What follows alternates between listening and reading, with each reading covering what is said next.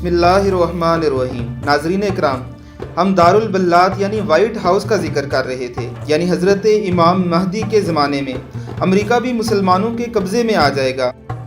यानी हज़रत इमाम महदी वाइट हाउस में क़याम फरमाएंगे। पूछा गया, या रसूलल्लाह सल्लल्लाहु अलैहि वसल्लम, ये दारुल बल्लात क्या है? आप सल्लल्लाहु अलैहि वसल्लम ने फरमाया, बादशाह का महल। इसके बाद तुम वहाँ 1 साल रहोगे, वहाँ मस्जिदें तामीर करोगे, फिर वहाँ से कूच करोगे और एक शहर में आओगे जिसको कदद मारिया कहा जाता है। तो अभी तुम खजाने तकसीम कर रहे होगे कि सुनोगे कि ऐलान करने वाला ऐलान कर रहा है कि दज्जाल तुम्हारी गैर मौजूदगी में मुल्क शाम में तमाम घरों में घुस गया है, लिहाजा तुम वापस आओगे। हालांकि ये खबर झूठी होगी, सो तुम बेसान की खजूरों की रस्सी से और लबनान की पहाड़ी की लकड़ी से कश्तियाँ बनाओगे। फिर तुम एक शहर जिसका नाम अक्का और अगर इंग्लिश में पढ़ा जाए तो एकू है, वहाँ से 1000 कश्तियों में सवार होगे। उसके अलावा 500 कश्तियाँ साहिल उर्दन से होंगी। उस दिन तुम्हारे 4 लश्कर होंगे, एक मशरक वालों का, दूसरा मगरब के मुसलमानों का, तीसरा शाम वालों का और चौथा अहले हिजाज का। तुम इतने मुत्तहिद होगे गोया तुम सब एक ही बाप की औलाद हो। अल्लाह ताला तुम्हारे दिलों में आपस के कीना और बुग़्ज़ व अदावत को ख़त्म कर देगा। चनाचा तुम जहाज़ों में सवार होकर अक्का से रूम की तरफ चलोगे।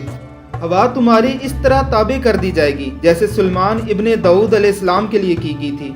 इस तरह तुम रोम पहुंच जाओगे। जब तुम शहर रोम के बाहर पड़ाव किए हुए होगे तो रोमियों में एक बड़ा राहिब जो साहिब किताब भी होगा, गालबन ये वेटिकन का पाप होगा, तुम्हारे पास आएगा और पूछेगा कि तुम्हारा अमीर कहाँ है। उसको बताया जाएगा कि ये हैं। चनाचा वो राहिब उनके पास बैठ जाएगा, उनसे अल्लाह की सिफ़त, फरिश्तों की सिफ़त, जन्नत और जहन्नम की सिफ़त, आदम अलैहिस्सलाम और अंबिया अलैहिस्सलाम की सिफ़ात के बारे में सवाल करते करते मूसा और ईसा तक पहुंच जाएगा।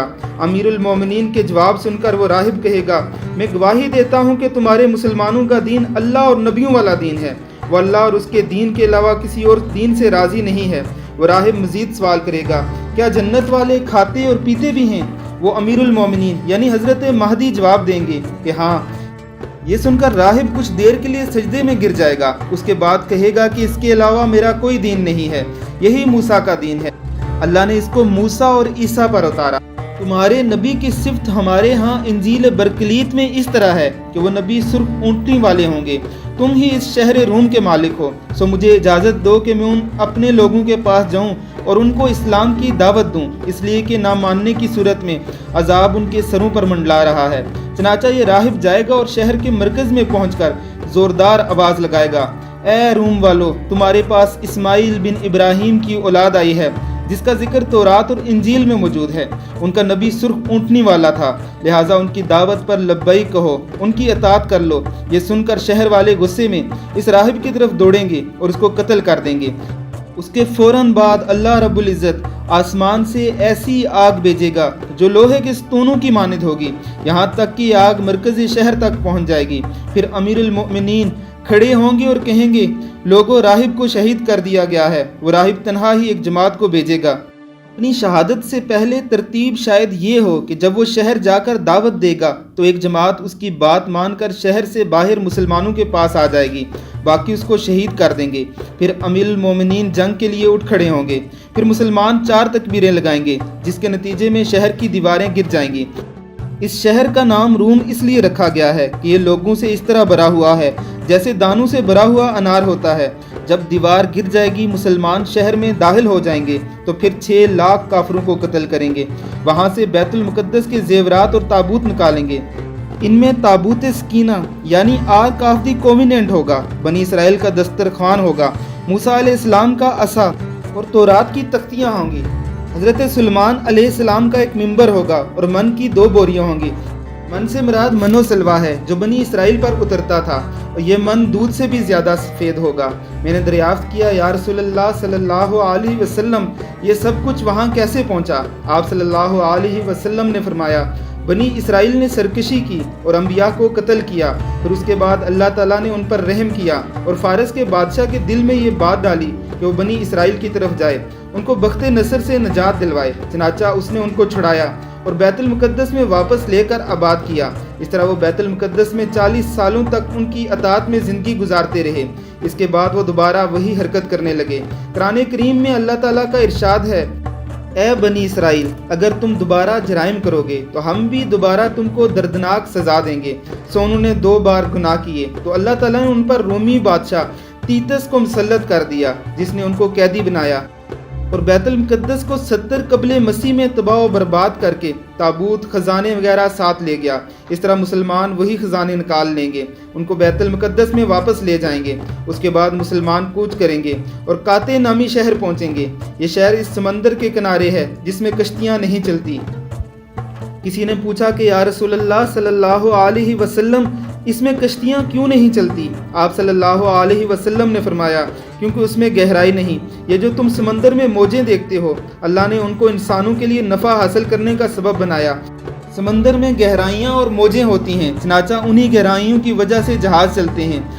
حضرت عبداللہ بن سلام رضی اللہ تعالی عنہ نے عرض کیا، اس ذات کی قسم جس نے آپ کو حق دے کر بھیجا، تورات میں اس شہر کی تفصیل یہ ہے کہ اس کی لمبائی 1000 میل اور انجیل میں اس کا نام فر اور کر ہے۔ اس کی لمبائی انجیل کے مطابق 1000 میل اور چوڑائی 500 میل ہے۔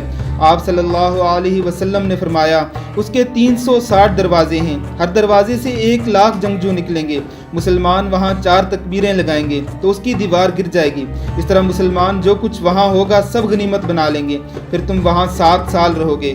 پھر تم وہاں سے بیت المقدس واپس آؤ گے تو تمہیں خبر ملے گی اصفہان میں یہودیہ نامی جگہ میں دجال نکل آیا ہے۔ اس کی ایک آنکھ ایسے ہوگی جیسے خون اس میں جم گیا ہو۔ دوسری روایت میں اس کو پھلی کہا گیا ہے۔ دوسری اس طرح ہوگی جیسے گویا ہے ہی نہیں، گویا ہاتھ پھیر کر پچکا دی گئی ہو۔ وہ ہوا میں ہی پرندوں کو پکڑ کر کھائے گا۔ اس کی جانب سے 3 زوردار چیخیں ہوں گی جس کو مشرق و مغرب والے سب سنیں گے۔ وہ دم کٹے گدھے پر سوار ہوگا جس کے دونوں کانوں کے درمیان کا فاصلہ 40 گز ہوگا۔ اس کے دونوں کانوں کے نیچے 70,000 افراد آ جائیں گے۔ 70,000 یہودی دجال کے پیچھے ہوں گے جن کے جسموں پر تیجانی چادریں ہوں گی۔ تیجانی بھی تلسان کی طرح سبز چادر کو ہی کہتے ہیں۔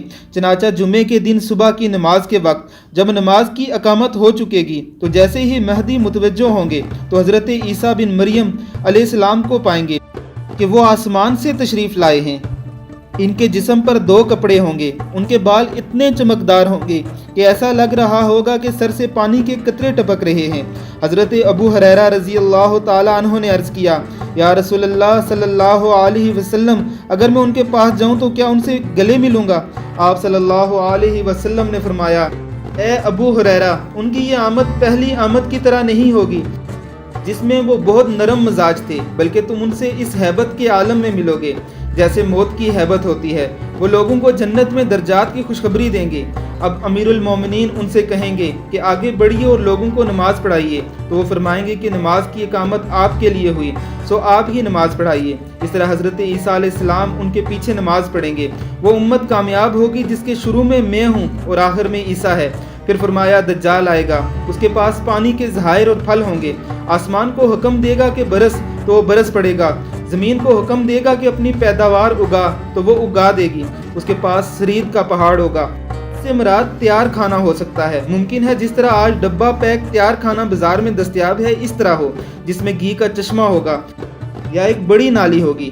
ناظرین اکرام، اس میں بھی اس بات کی طرف اشارہ ہے کہ وہ تیار شدہ کھانا ہوگا۔ اس کا ایک فتنہ یہ ہوگا کہ وہ دیہاتی کے پاس سے گزرے گا جس کے والدین مر چکے ہوں گے، تو وہ دجال اس دیہاتی سے کہے گا کہ کیا خیال ہے اگر تیرے والدین کو زندہ کر کے اٹھا دوں تو کیا تو میرے رب ہونے کی گواہی دے گا؟ وہ دیہاتی کہے گا کہ کیوں نہیں۔ اب دجال 2 شیطانوں سے کہے گا، اس کے ماں باپ کی شکل اس کے سامنے بنا کر پیش کر دو، چنانچہ وہ دونوں تبدیل ہو جائیں گے، ایک اس کے باپ کی شکل میں اور دوسرا اس کی ماں کی شکل میں۔